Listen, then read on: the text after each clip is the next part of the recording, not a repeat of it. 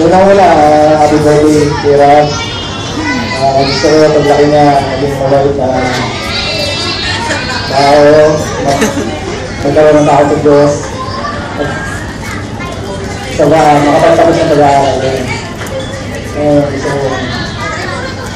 Gusto ko kami mabait ka, matulong. Sa mga guests, sa mga pumunta, maraming salamat. Yes, Christian, John, thank you. Family ko, sila Marco, and mga kasama ko sa work. Kay Mitch, thank you. And basta salamat. Sana nag-enjoy dito. Thank you. Yes. Thank you, Daddy. So, let's get started. Isang malakas ng happy birthday rock kids. 1, 2, 3, go!